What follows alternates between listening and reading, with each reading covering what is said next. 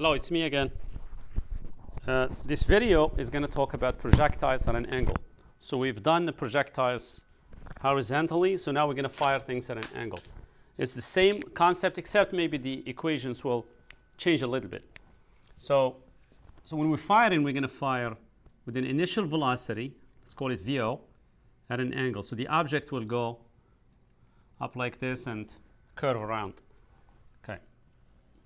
Now, the distance that it travels horizontally is called the range, right? And we're going to call that delta x.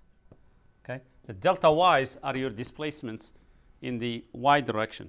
So if I throw something up in the air, right, I'm going to consider the direction of travel horizontally as positive, and up when it comes to vertically as positive.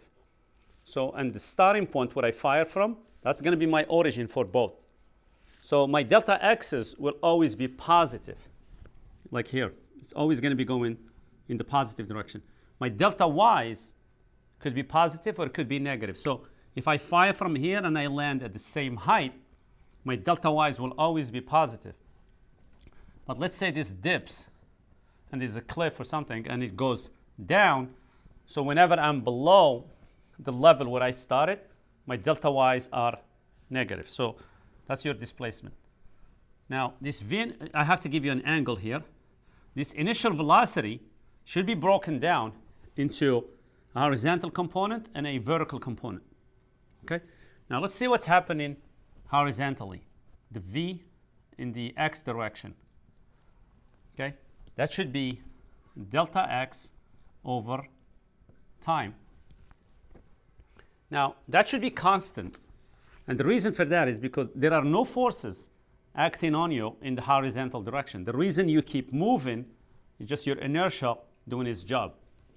Now, this Vx here, or the x component of V0 basically, so I'm going to call it V0x.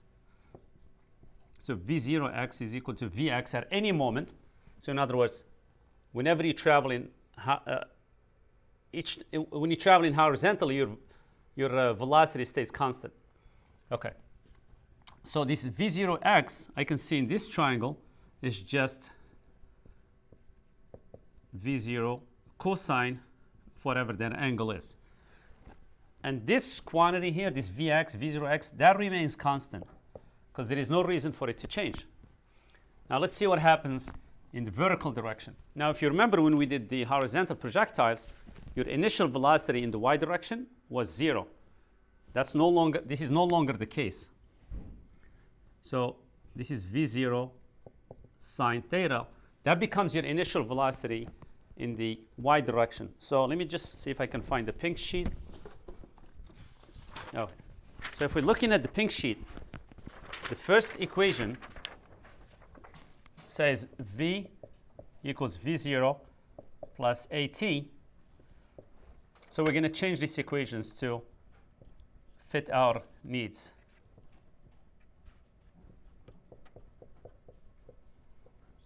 So I'm just copying the equations from the sheet. So this is VF.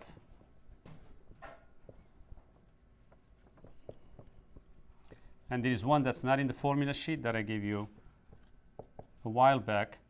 So that's V0 plus V final over 2 times time.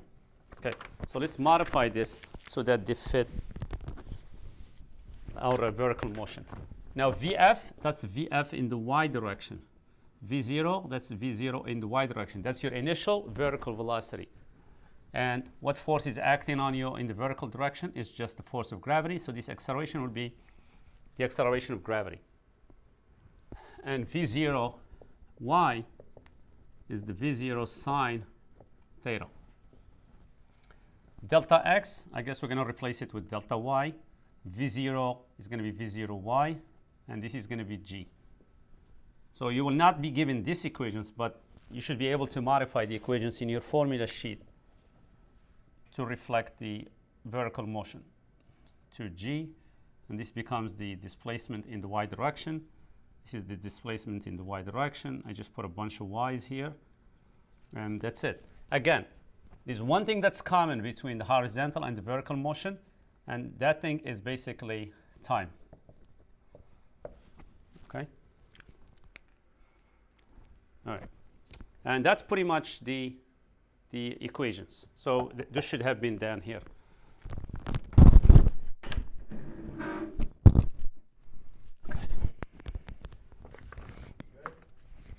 So in the horizontal direction, or the horizontal motion, I think we should say that the velocity remains constant because there are no forces acting on the object in the horizontal direction. And we should say that the only thing that's keeping it moving forward is its inertia. In the vertical direction, if you throw it up at an angle, the object will slow down on the way up because gravity is pulling it down. Its velocity, its vertical velocity, not the horizontal, its vertical velocity at the top is 0, but its overall velocity is just the horizontal velocity because it's no longer climbing and it's not coming back down yet. And when it gets to the top, it starts to come back down and it speeds up because of gravity again. All right? Now,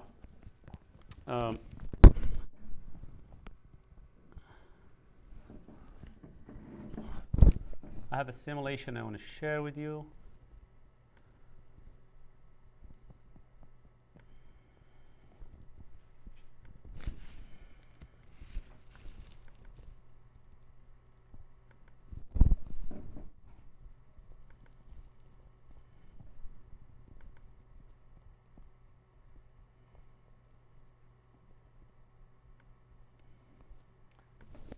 So for now, I just want you to pay attention to this.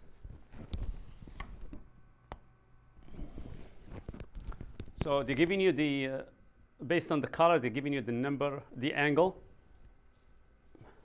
So if you obviously, if you fire at 15 degrees,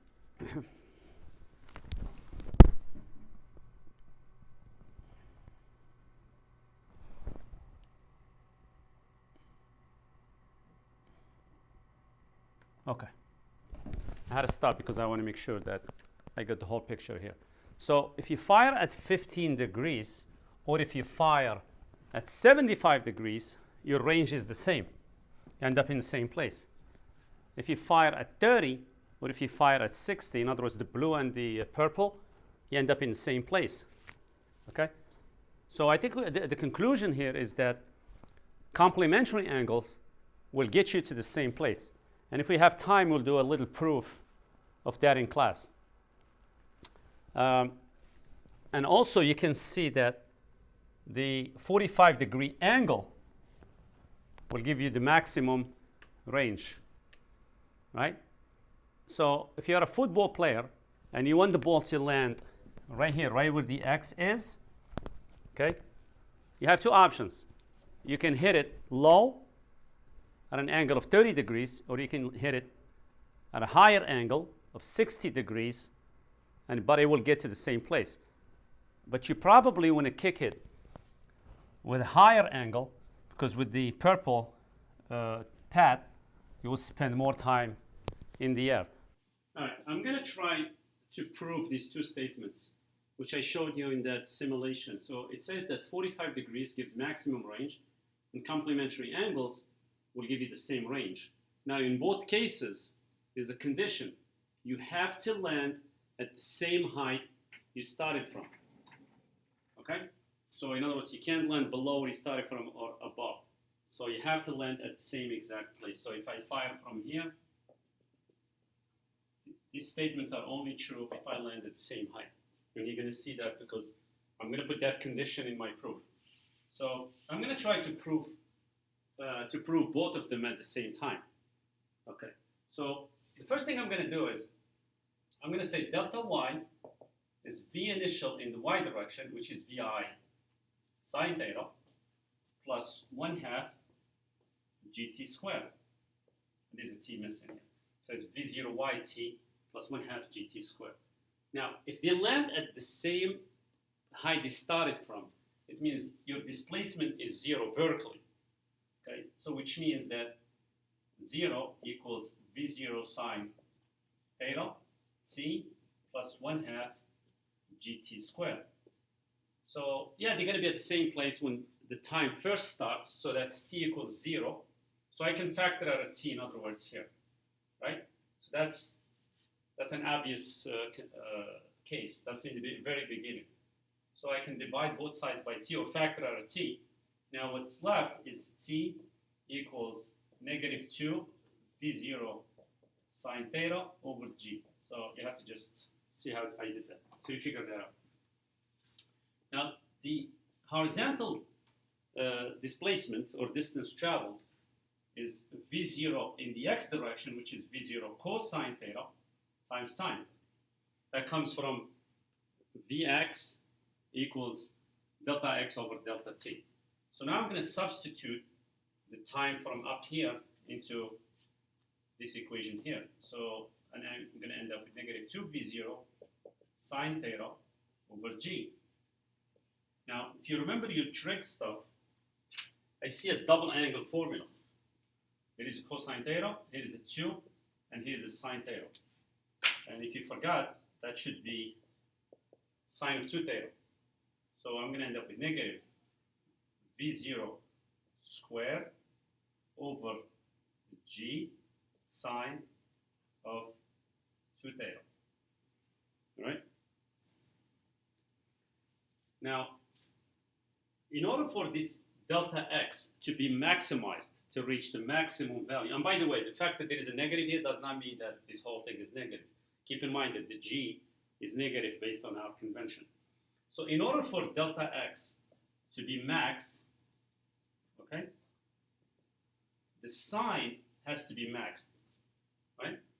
So assuming you're going with your v0 is fixed. So in order for the sine is maxed at 90 degrees, if you know your sine function. Sine function does this. So it's maxed, in other words, its value is 1 at 90 degrees, right? So this has to be equal to 1 in order for this whole thing to max, because the sine function only goes between negative 1 and 1. So the highest value you can reach is 1. So in order for sine 2 theta to be equal to 1, 2 theta has to be 90, and theta equals 45. So that should give you your maximum range. Now let's see how we can do the complementary angles. This is a little tricky, so stay with me. All right, so I'm going to erase this, and I'm going to just focus on this equation here. Now, I'm going to rewrite it. Delta x equals negative v0 squared over g sine of 2 theta. Now, this expression is also equal, this delta x will also be the same as this delta x for another value for another angle. So it should be negative v0 squared over g sine. Now, if you know your trig, if you know your unit circle, you know that supplementary angles have the same sign. In other words, this is my unit circle. If this angle here is x, right? This whole angle here, which is really 180 minus x, they both have the same y value on the unit circle. So, which means they have the same sign. And in the unit circle, this vertical axis here is your sine, and the horizontal one represents your cosine, because it's a unit circle. It's a radius of 1. That's why you can say that. So this is going to be the same as 180 minus 2 theta. I hope we can see that. Now, this 180 minus 2 theta, I can write it as 290 minus theta.